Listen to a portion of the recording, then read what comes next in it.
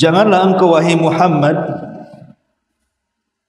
menggerakkan lidahmu untuk membaca Al-Quran karena hendak cepat-cepat menguasainya.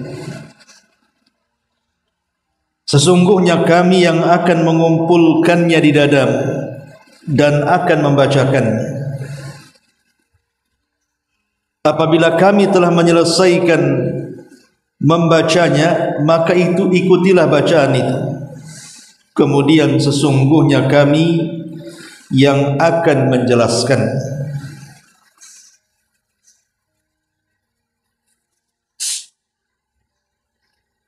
Baik ma'asyiral muslimat yang dimuliakan Allah Subhanahu wa taala, ayat ini 5 ayat ini atau 4 ayat ini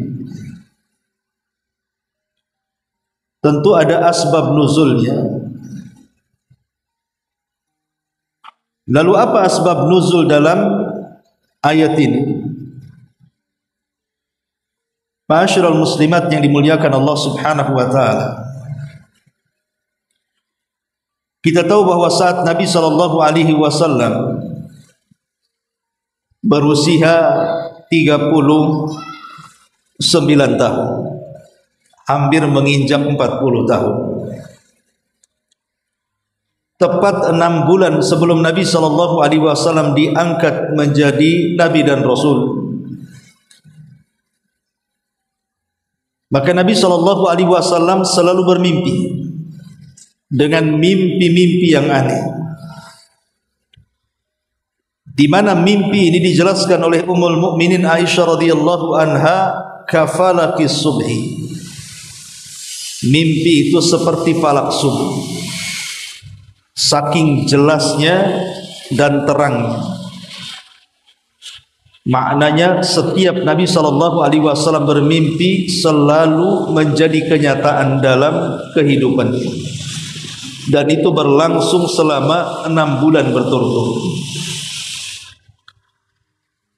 Sampai pada waktunya ketika 6 bulan berlalu dan usia Nabi SAW tepat di usia 40. Dan ingat, usia 40 itu adalah usia yang sangat cemerlang dalam kehidupan manusia. Karena usia ini adalah usia dewasa, di mana seseorang sudah bisa menahan emosi dan bisa untuk melahirkan ide-ide bagus. Apalagi di usia seperti ini sudah banyak rintangan yang dilalui manusia, karena separuh lebih hidupnya sudah dijalani. Lah Nabi SAW di usia 40 tahun inilah meminta izin kepada Khadijah, istri tercintanya, untuk tafakur dan memilih tempat yang tinggi, tepatnya di Gua Hira. Jabal Hira ini cukup jauh dari Mekah dan cukup tinggi sehingga orang yang naik di atasnya mampu melihat pemandangan kota Mekah dan sekitarnya. Maka Nabi SAW setelah membawa perbekalan yang cukup 1 bulan, dia pun meminta izin kepada istrinya untuk tafakur di gua itu, tepatnya di Jabal Hira. Maka selama Nabi SAW tafakur di gua itu, Nabi SAW hanya mengikuti bisikan fitrahnya, karena memang belum ada ajaran yang diajarkan Allah Subhanahu wa taala bagaimana cara beribadah kepada Allah. Dan fitrah Nabi SAW mengikuti syariat Ibrahim, tidak suka melakukan kesyirikan, kemungkaran dan kemaksiatan. Ada yang mengatakan di tanggal 17 Ramadan, karena saat Rasulullah SAW tafakur di Gua Hira itu kan di bulan Ramadan, sehingga ada yang mengatakan di tanggal 17 Ramadan, ada juga yang mengatakan di tanggal-tanggal ganjil di 10 akhir Ramadan, dan itu pendapat yang kuat. tepat sebelum waktu subuh, Nabi SAW didatangi manusia yang sangat tampan sekali dengan pakaian putih bersih. Tiba-tiba masuk ke dalam gua menemui Nabi SAW. Rupanya orang tersebut adalah utusan Allah, Jibril alaihi salatu wassalam, yang merubah dirinya seperti manusia untuk tidak menakuti Nabi. Maka tiba-tiba kemudian masuk ke dalam gua dan berjumpa dengan Nabi SAW seolah-olah sudah akrab. Dia pun mengucapkan salam, Rasul menjawabnya. Kemudian tiba-tiba merangkul dengan sangat erat dan membisikkan sesuatu di telinganya. Apa bisikannya? Iqra ya Muhammad, baca wahai Muhammad. Kita tahu bahwa Nabi SAW tidak bisa baca dan tidak bisa menulis. Kenapa Nabi SAW tidak bisa membaca dan tidak bisa menulis? Tentu ada alasannya. Allah bisa saja membuat Rasul membaca dan menulis. Tetapi kalau seandainya Nabi SAW bisa membaca dan menulis, apakah tidak dicurigai Al-Quran yang sampai kepada kita itu adalah tulisan Muhammad yang disadur dari kitab-kitab sebelumnya? Sehingga untuk mencegat bahwa Al-Quran itu tulisan Muhammad dan kecurigaan manusia bahwa itu bukan saduran kitab-kitab sebelumnya atau dari perkataan-perkataan bijak orang lain, makanya kemudian Nabi SAW tidak dibuat mampu membaca dan menulis, supaya orang tahu bahwa Al-Quran yang kelak turun kepada Rasul murni adalah wahyu. Wahyu yang diwahyukan Allah kepada Nabi SAW lewat malaikat Jibril. Lah ketika Nabi SAW dibisikkan oleh malaikat Jibril, Iqra ya Muhammad, baca wahai Muhammad, Nabi tidak bisa baca, nulis pun tak bisa. Makanya yang dipahami dari perintah Jibril Iqra itu disuruh baca. Karena Rasul tidak bisa membaca, maka Rasul menjawab dengan mengatakan ma ana biqari, aku tidak bisa baca, kata Nabi. Maka Jibril pun semakin erat memeluk Rasul dan semakin keras membisikkan di telinga Rasul dan mengatakan Iqra ya Muhammad. Lagi-lagi Nabi SAW menyangkal dan mengatakan ma ana biqari, aku tidak bisa baca. Karena yang disangka adalah Jibril menyuruh Rasul membaca sesuatu. Maka tiba-tiba kemudian Jibril makin erat memeluk sampai Nabi ketakutan. Sampai kemudian keringatnya mulai menetes dari dahinya. Dan ucapan Jibril semakin keras dan mengatakan Iqra ya Muhammad. Lagi-lagi Rasul mengatakan ma ana biqari, aku tak bisa baca.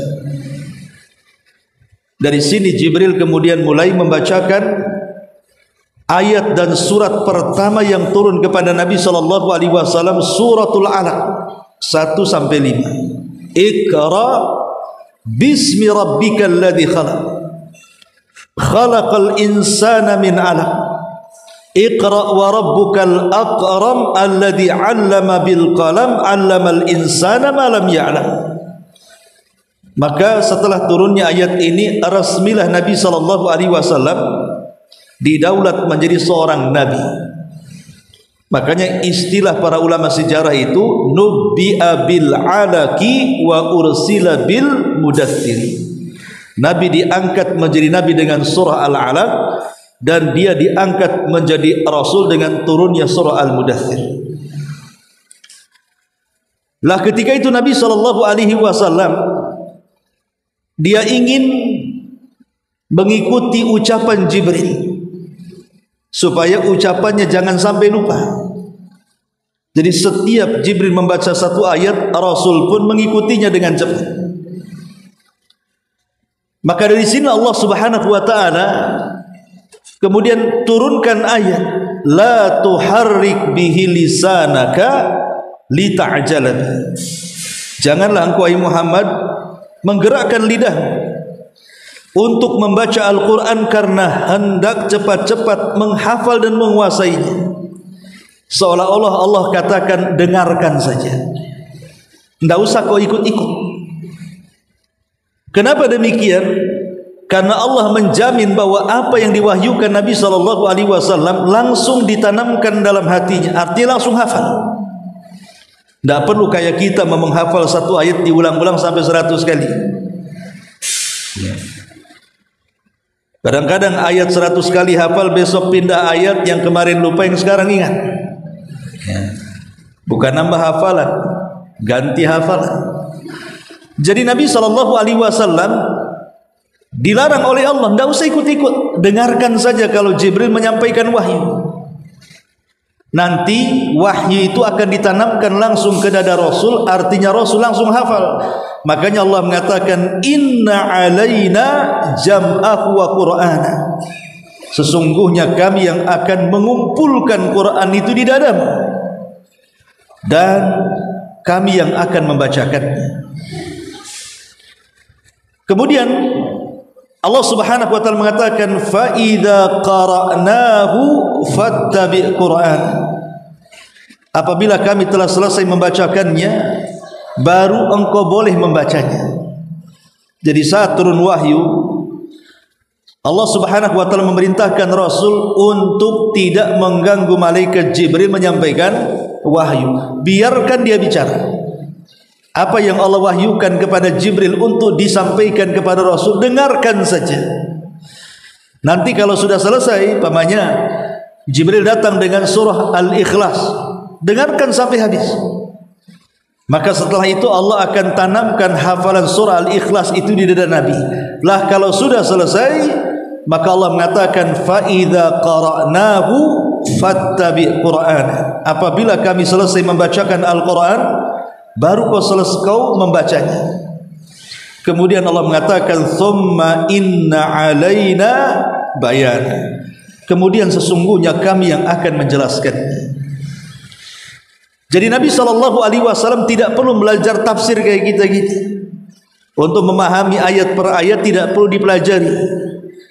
Karena dengan turunnya ayat per ayat, Allah langsung menanamkan pemahaman bahwa ayat ini tujuannya apa, perintahnya apa, larangannya apa, maksudnya apa. Rasul langsung paham. Begitulah mukjizat yang Allah Subhanahu wa taala turunkan kepada Rasul berupa Al-Qur'anul Karim. Allah letakkan langsung mampu menghafal, langsung mampu membaca, dan langsung faham apa isinya. Inilah baru keajaiban bahwa Nabi SAW mendapatkan kecerdasan itu karena yang mengajarkan Jibril langsung. Jadi gurunya Nabi SAW adalah Jibril, dan Allah yang mengilhamkannya dalam bentuk mukjizat. Ma'asyiral muslimat yang dimuliakan Allah Subhanahu wa taala, dari 4 ayat ini ada 2 faedah besar bagi kita. Pertama, fadlu hifdzil Qur'an, keutamaan besar seorang muslim ketika mampu menghafal Al-Quran. Yang kedua, fadlu qiraatil Qur'an, keutamaan besar walaupun dia tidak menghafal tetapi dia juga berusaha untuk membacanya. Baik, lalu apa keutamaan yang akan didapat bagi mereka para penghafal Quran ini? Ma'asyiral muslimat yang dimuliakan Allah Subhanahu wa taala, yang pertama, hifdzul Qur'ani sunnatun muttaba'atun, bahwa menghafal Quran itu merupakan sunnah yang harus diikuti. Alasannya karena Nabi SAW beliau penghafal Quran, di mana Allah Subhanahu wa taala tanamkan ke dada Rasul langsung dia hafal Quran. Artinya Nabi SAW manusia pertama yang hafal Quran. Bahkan boleh dikata Quran yang berjalan. Sebagaimana Aisyah radhiyallahu anha pernah ditanya tentang akhlaknya Nabi sallallahu alaihi wasallam, maka Aisyah ummul mukminin radhiyallahu anha mengatakan, kana khuluquhul Quran. Adalah akhlak Nabi itu Quran itu sendiri. Seolah-olah Nabi itu Quran yang berjalan. Yang kedua, hifdzul Quran itu yunajji sahibahu minan nar. Ingat, orang yang menghafal Quran, maka Quran itu bisa menyelamatkan para penghafalnya dari kobaran api neraka. Dan inilah kesuksesan yang nyata. Karena ada orang di dunia menganggap kesuksesan itu kalau selamat dari penyakit, selamat dari kefakiran, selamat dari bahaya dunia, kecelakaan dan yang semacamnya. Bukan, ya itu memang keselamatan, tapi itu bukan keselamatan yang hakiki. Tapi keselamatan yang hakiki adalah ketika orang terbebas dari api neraka. Itulah yang Allah katakan, faman zuhziha 'anil nar wa udkhilal jannah faqad faz. Siapapun yang dihindarkan dari api neraka dan dimasukkan ke dalam sorga, barulah dia dinyatakan sukses dengan gemilang. Lah para penghafal Quran itu akan diselamatkan dari api neraka berdasarkan hadis Nabi yang disahihkan oleh Syalbani rahimahullahu taala, di mana Rasul mengatakan, lau jama'al Quran fi ihabin ma ahraqahu Allahu bin nari. Kalau seandainya Allah Subhanahu wa taala kumpulkan Quran dalam sebuah tempat, maka Allah tidak akan membakar tempat itu dengan neraka.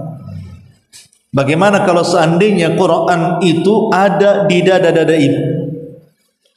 Maka Allah tidak akan menyentuh dada kita dengan api neraka. Kemudian yang ketiga, annahu tunalu bihi syafa'atu. Para penghafal Quran itu dijamin mendapatkan syafaat. Dalam hadis Nabi SAW mengatakan, iqra'ul Qur'ana fa innahu ya'ti yaumal qiyamati syafi'an li ashabi. Bacalah Quran, karena boleh jadi Al-Quran itu akan datang menghadap Allah pada hari kiamat dan akan menjadi syafaat bagi para penghafalnya. Ingat, di akhirat itu tidak ada yang bisa menyelamatkan kita kecuali dengan 3 perkara. Pertama, amal saleh yang kita lakukan. Yang kedua, syafaat. Dan yang ketiga, rahmat dari Allah Subhanahu wa ta'ala. Lah salah satu yang bisa menyelamatkan kita syafaat. Lah Quran itu akan memberikan syafaat bagi para pembacanya. Kemudian yang keempat, annal Qur'ana yarfa'u sahibahu fil jannah.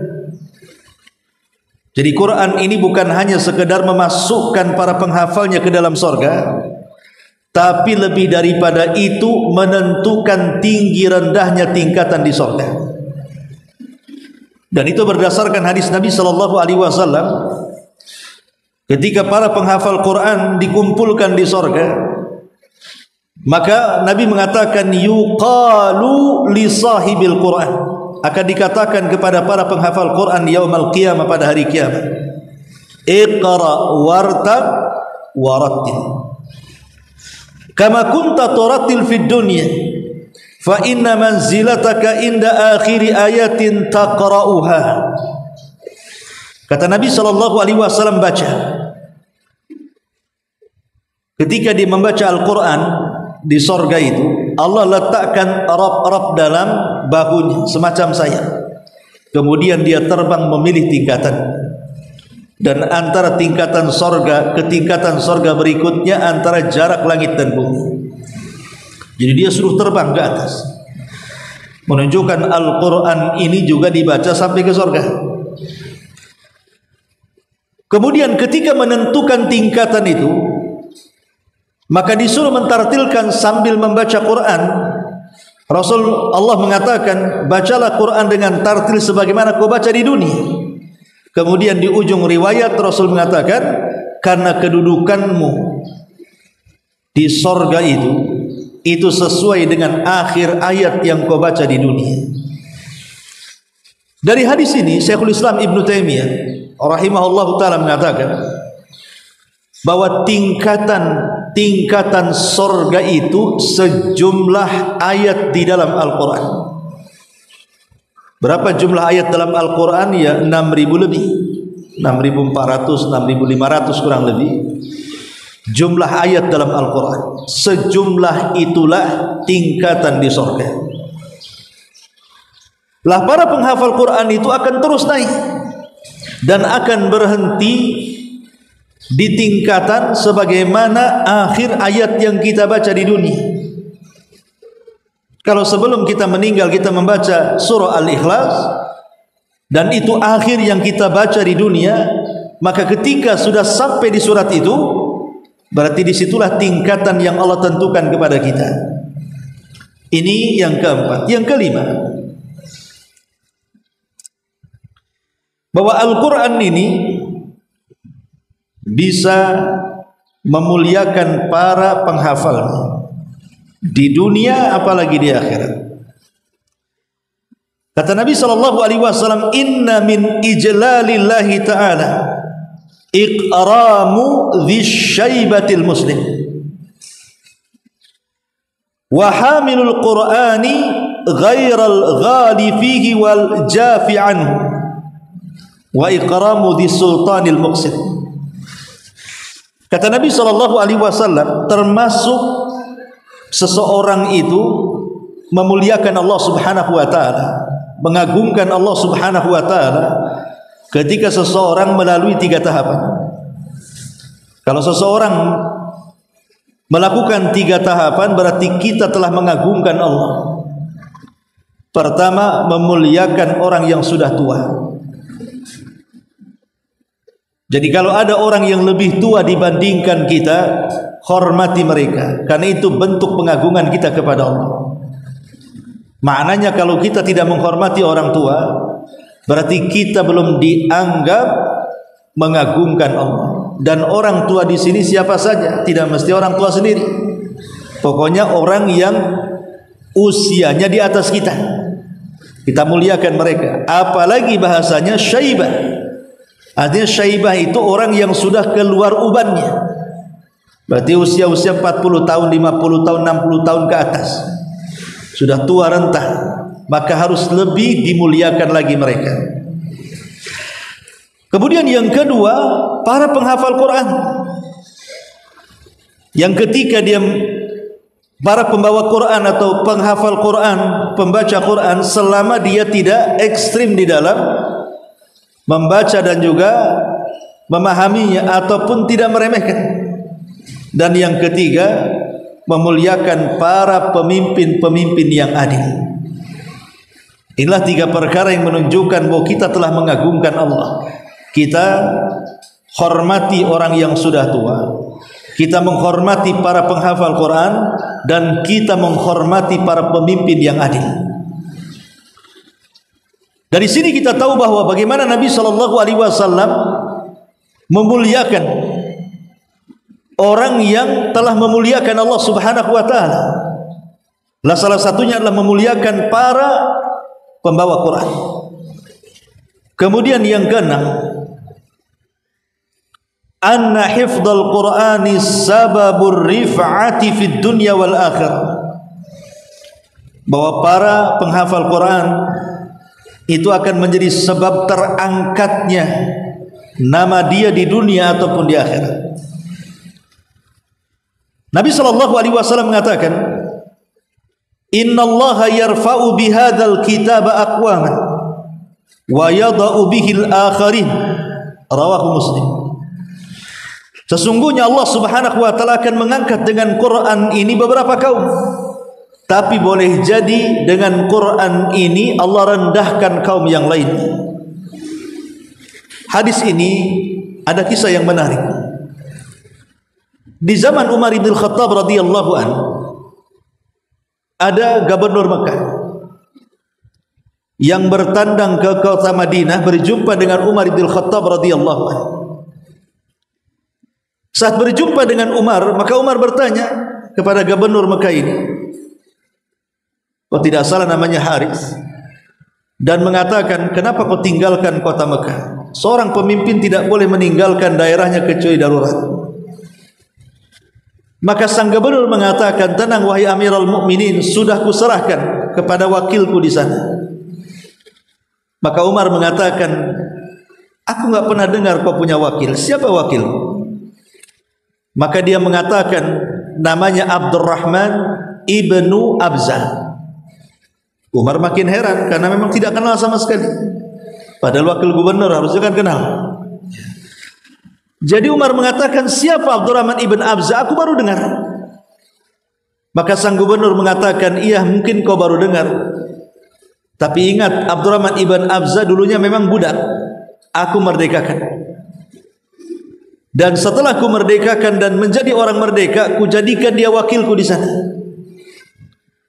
Maka Umar mengatakan, apa tidak ada orang merdeka? Kenapa mesti mengambil wakil dari mantan budak? Karena bagaimanapun di zaman itu kan perbudakan masih aib kan gitu ya. Rendah statusnya. Makanya Umar bertanya seperti itu. Maka sang gubernur mengatakan, wahai Amirul Mukminin, jangan kau lihat statusnya. Memang dulu dia budak yang dimerdekakan, tapi ingat Ibnu Abza ini alimun bi kitabillah wa alimun bi faraidillah wa idza hakama bi adlin. Ibnu Abza ini wahai Amirul Mukminin, dia paling pakar di antara kami tentang Quran. Jadi penduduk Mekah ini, dialah yang paling pakar hari ini tentang Quran. Dan dia juga alim tentang ilmu waris. Dan kalau dia berhukum, mestilah berhukum dengan keadilan. Ya, karena dia menguasai Quran. Siapapun yang menguasai Quran pasti akan berhukum dengan keadilan. Ketika melihat alasan sang gubernur, disinilah Umar bin Khattab radhiyallahu an tiba-tiba takbir dan mengatakan, Allahu Akbar. Laqad sadaqa Rasulullah sallallahu alaihi wasallam, sungguh benar ucapan Nabi gitu. Kemudian Umar membaca hadis ini, innallaha yarfa'u bihadzal kitaba aqwaman wa yadha'a bihil akharin. Sungguh Allah telah mengangkat beberapa kaum dengan Quran.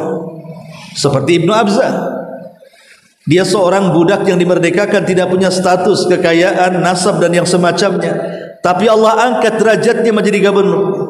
Disebabkan apa? Kepakaran dia dalam Quran. Ini di dunia. Tapi ingat, Quran juga bisa merendahkan orang. Kalau seandainya orang ini membaca dan menginjak-injak Al-Quran. Ini yang ke-6. Yang ke-7,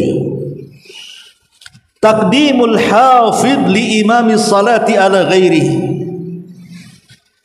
Kalau manusia berkumpul di masjid, maka yang berhak menjadi imam itu tidak sembarang. Harus orang yang paling mulia dari orang-orang yang kumpul di masjid itu. Dan tidak ada yang lebih mulia saat manusia di masjid melebihi para penghafal Quran. Makanya merekalah yang layak untuk menjadi imam. Walaupun mungkin di antara manusia yang kumpul di masjid ini dia seorang pejabat, mungkin pejabat tingkat tinggi dalam negara, sekelas menteri, bahkan presiden sekalipun. Kalau di tengah-tengah mereka ada yang melebihi hafalan Qurannya, bacaan Qurannya, keindahan Qurannya, walaupun rakyat jelata, walaupun mungkin tidak punya nasab sekalipun, maka merekalah yang berhak untuk menjadi pemimpin dalam masjid. Dari sini Nabi SAW mengatakan, ya ummul qauma aqra'uhum li kitabillah.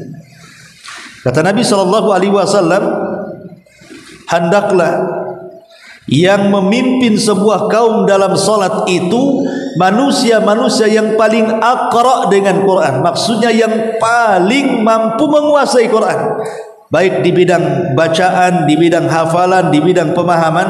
Kalau memang mumpuni semuanya, maka dia berhak menjadi pemimpin dalam masjid, mengalahkan para pejabat dan yang lain.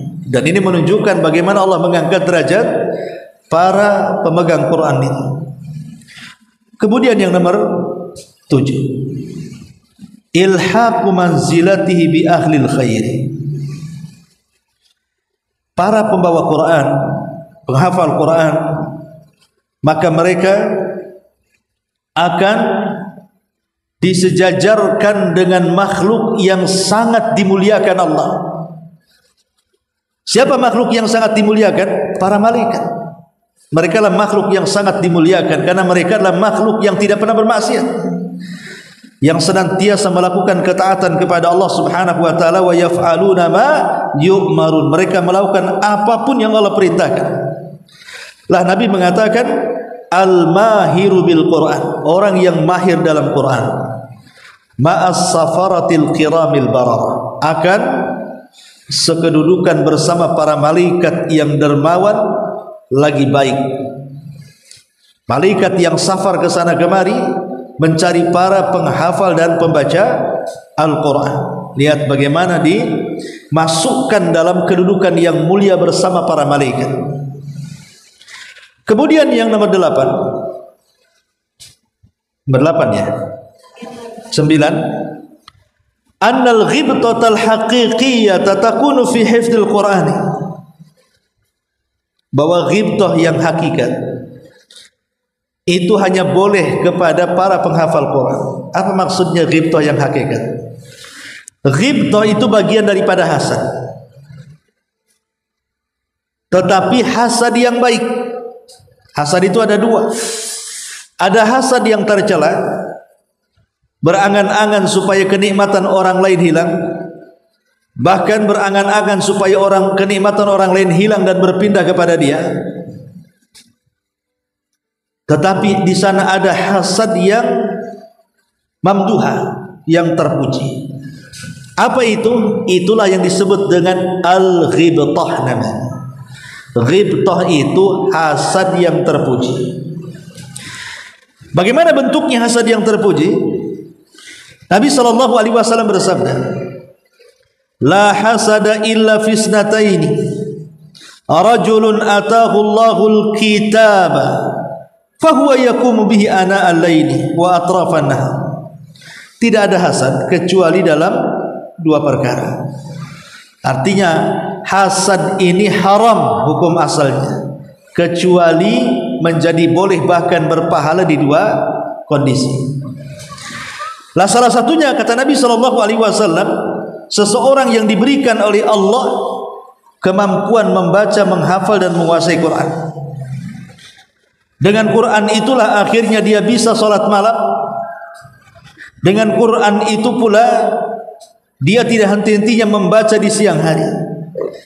Kemudian kita ini yang tidak seperti orang itu berangan-angan, ya Allah, kalau aku seperti dia menjadi para penghafal Quran, hobi dengan Quran, aku pun akan melakukan hal yang sama. Sebenarnya kalimat ini hasad, tapi hasad yang tidak tercela, tapi justru hasad yang terpuji. Inilah yang disebut dengan ghibtah tadi. Hasad yang mendapatkan pahala, ingin mendapatkan nikmat orang lain, tetapi tidak ingin menghancurkan kenikmatan orang lain. Kalau hasad yang tercelakan, ingin mendapatkan nikmat orang lain dan menghancurkannya. Itulah bedanya di sini. Ya. Yang satu menginginkan kenikmatan orang lain tetapi tidak hendak menghancurkannya. Yang satu menginginkan kenikmatan orang lain dan berniat menghancurkannya. Yang pertama hasad terpuji dan yang kedua hasad tercela. Lah yang pertama contohnya kepada para penghafal Quran. Mungkin ibu punya tetangga orang bagus Qurannya, saya ingin mendapatkan nikmat seperti dia, tapi saya tidak mendoakan supaya kepalanya terbentur biar hafalannya hilang. Itu maksudnya ya.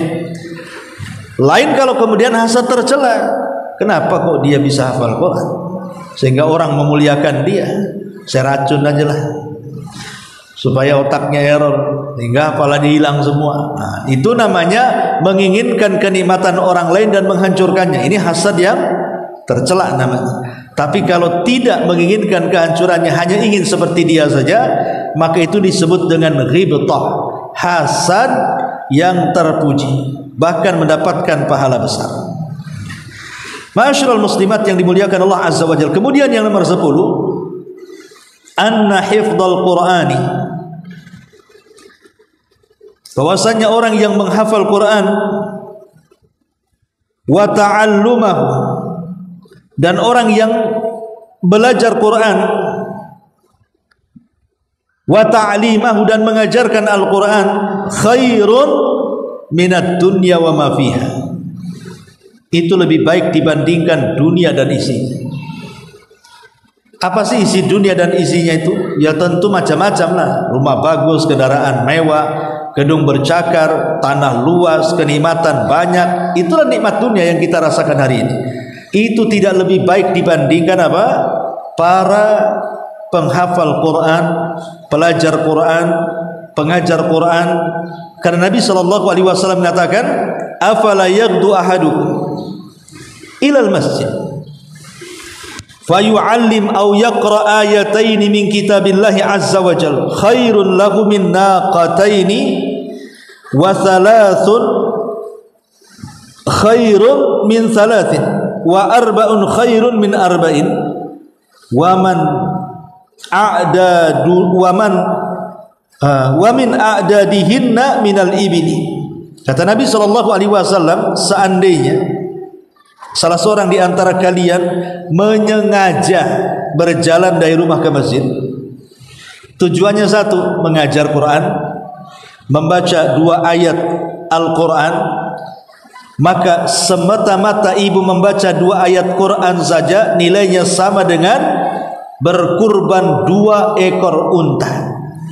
Kalau 3 ayat 3 ekor unta, kalau 4 ayat 4 ekor unta, maka jumlah kurban disesuaikan dengan jumlah ayat yang kita baca. Syaratnya ada niat ke masjid. Jadi memang ada niat datang ke masjid, bukan untuk persoalan yang lainnya, memang ingin baca Quran di masjid. Itu syaratnya. Jadi ada niat ingin baca Qurannya bukan di rumah tapi di masjid. Maka hitungan ayat per ayatnya itu sama, 1 ayat sama dengan seekor unta. Semakin banyak ayat yang dibaca, semakin banyak unta yang kita kurbankan.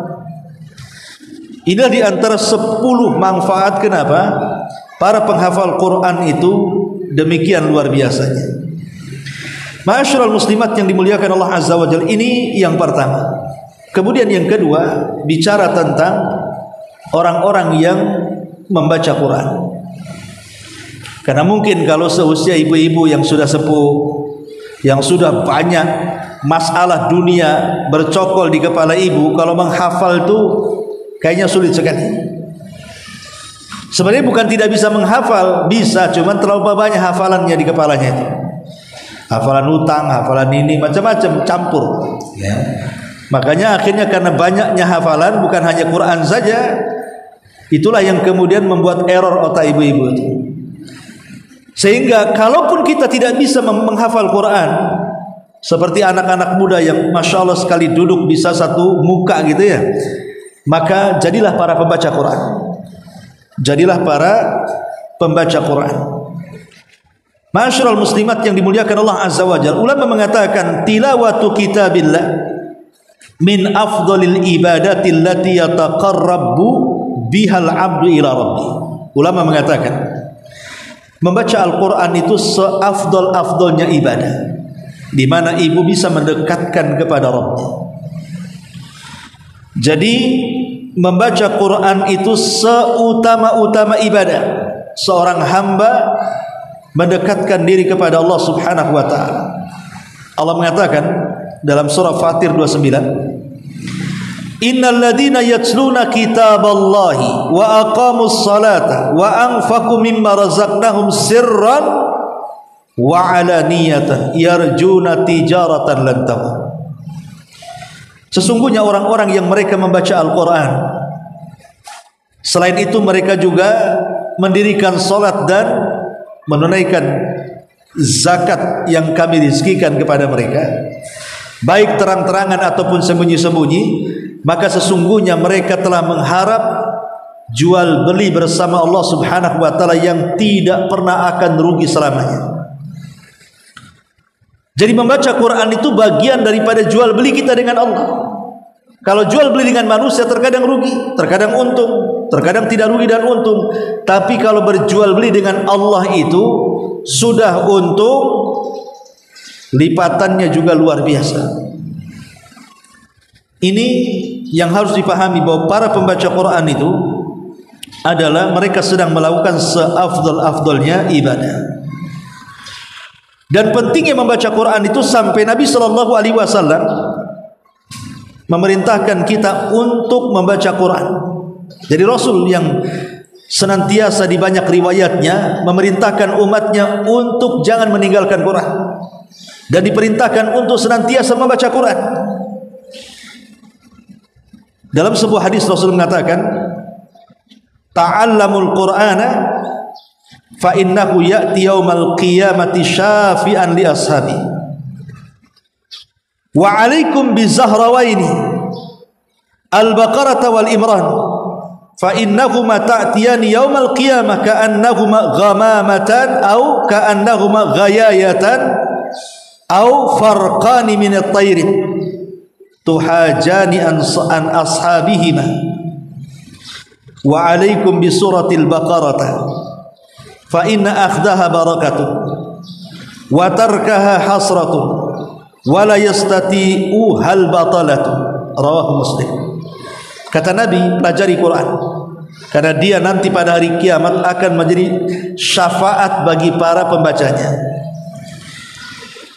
Dan utamakan dua surat Al-Baqarah dan Al-Imran, karena keduanya akan menjadi sayap, dalam riwayat akan menjadi awan yang menaungi kita dari teriknya matahari pada hari kiamat. Dan bacalah surah Al-Baqarah, karena siapapun yang mengambilnya akan mendapatkan berkah, siapapun yang meninggalkannya akan mendapatkan penyesalan, dan tidak ada satu pun tukang sihir yang sanggup untuk sampai kepadanya untuk menyakitinya. Makanya dulu pernah saya ceritakan tentang ada anak muda yang datang ke seorang dukun.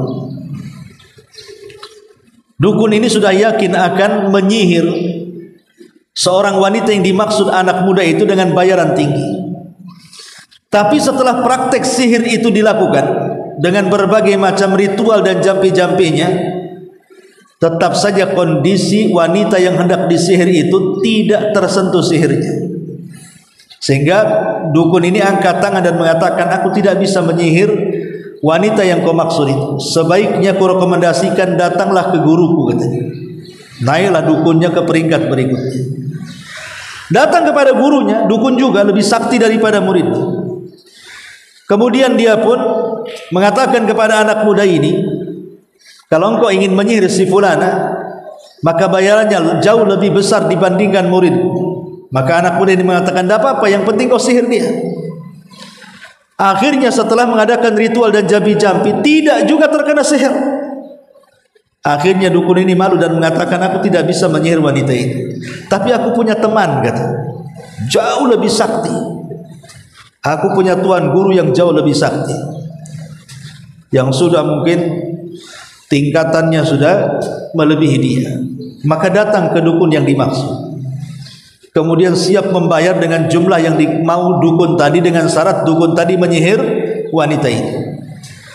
Setelah kemudian melakukan ritual, mantra, baca ini dan lain sebagainya, tidak mempan juga sihir itu.